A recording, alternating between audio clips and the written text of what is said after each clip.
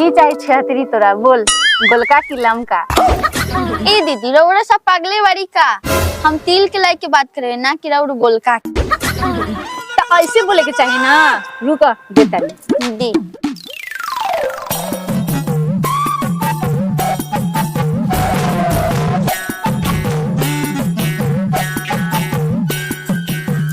ए दीदी जी रउरा इतना कहले खिसियाल डाली है, बताऊ ता का कही।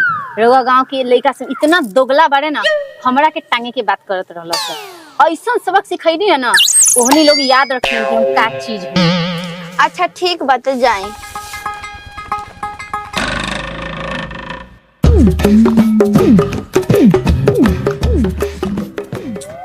अब कितना दूर बचल हो? अरे बगले में ममता घर चल ना, तू चिंता काहे करी बारे। दही चूड़ा तो खैले बड़ी ठंडा लगत हौ। जबाऊ ना हम तो मीट बनल तो खबाऊ, आना तो हम न खबू। दही चूड़ा न खबू दोबारा अब हम। को चाहे ना को, हम तो पूरा संपत्ति रखल बा होता है। रे साला हमारा बहन के घरे तोहरे कैसन संपत्ति हौ रे। चल साला चुपचाप। हई हमर संपत्ति। और दिखाई देत हौ उहे घर भाई, चल जल्दी सीना। हां चल। हमर बाबू बहन कितना दूर शादी कैले बा कि आते आते सांझ हो गेला। प्रणाम बाबूजी। खुश रह खुश रह खुश रह खुश रह लड़का के सुख रह। का बाबूजी बुढ़ारी में ऑनसन बोले भाई, दिमाग सठिया गेल बा का राउ। बउआ जी ई बुढ़ारी में तका जवान लड़खड़िया जाले। अच्छा बउआ जी तू तो पहचान बारी कि हमरा पुतो के भाई बारी, लेकिन ई लौचो जैसा लड़का कौन बा? बाबूजी ई लॉन्चर लेकर लाइक हमर दोस्त बा, अकेले आवत रहली है तो सोचलिए कि एकरो के ले लू ताकि हम रास्ता में मन लागो। अच्छा अच्छा कोनो बात नहीं। बहन घर है ममता का बुलाओ, जा भेंट कर। ममता, अरे बहन ममता, अरे नहीं आवा हो, देखा तोरा लगी लाई चिवड़ा लेके आइल बाड़ी। बउआ ममता कौन बारे कुत्ता के बच्चा लेखा चिल्लाई बा? भैया प्रणाम भैया। अरे खुश रह बहन खुश रह। हई ले लाई चिवड़ा तोरा लगी माई भेजैली हां। ठीक हो भैया, चल अंदर नाश्ता कर। ठीक बा बहन चल। चल।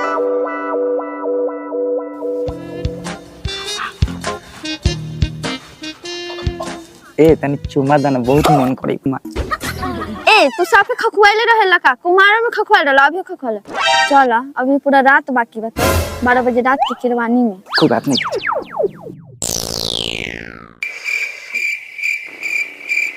हाँ अब टाइम हो गेलो। ई साला एगो फड़फड़ाई रहले, फोड़ फोड़ करे रहले बिना काम के। चले जाए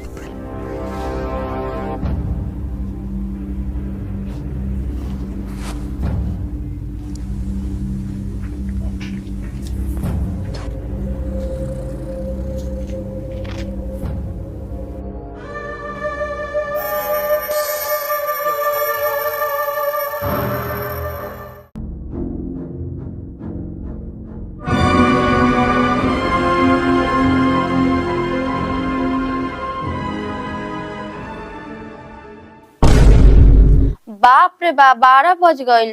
केरवानी में हमर लाभरवा इंतजार करत हुई जाइत बारी, न तो दोगला बा बहुती गाड़ी थी।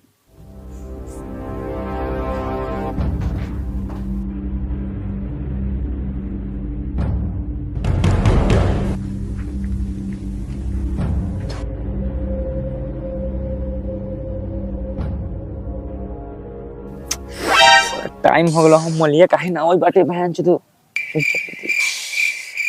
बाप रे बाप इतना ठंडा बा, कोरिया बा इतना ठंडा बोला लख लोग तो ना बा किने बा।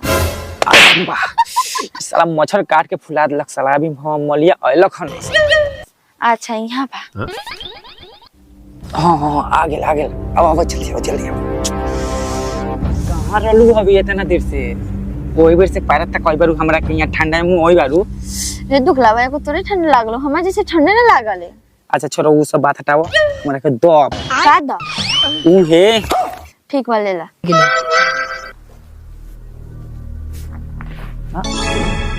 अरे साला ये कहाँ चल गया?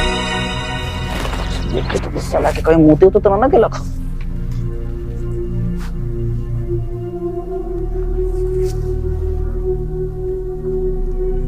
साला के ने गिराई। आग में चौंक गेलो तो सुते दे। साला कहीं गेलो तो बाथरूम उतरूम करे।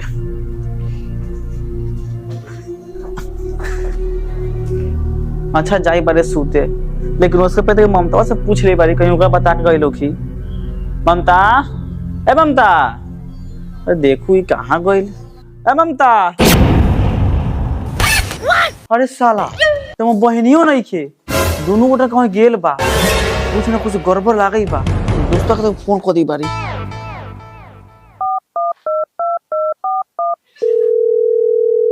अरे जल्दी आओ, हमारे दोस्तों जो बा ना वो ना कोई कांड करई बा, हम बहनों गए बा घर से। हाँ जल्दी जल्दी जल्दी जल्दी आओ, जल्दी आओ। अरे अभी लेके चल जल्दी, बाप रे बाप बड़का कांड हो गेल रे भाई। केकरा संगे? अरे चल ना, हमर बहनिया के लेके भाग बाबू दोस्तों बा। चल चल देखी केने बाटी से। साले आराम से चल, किरो दिखाई नहीं दे रहा। ओए वो है का?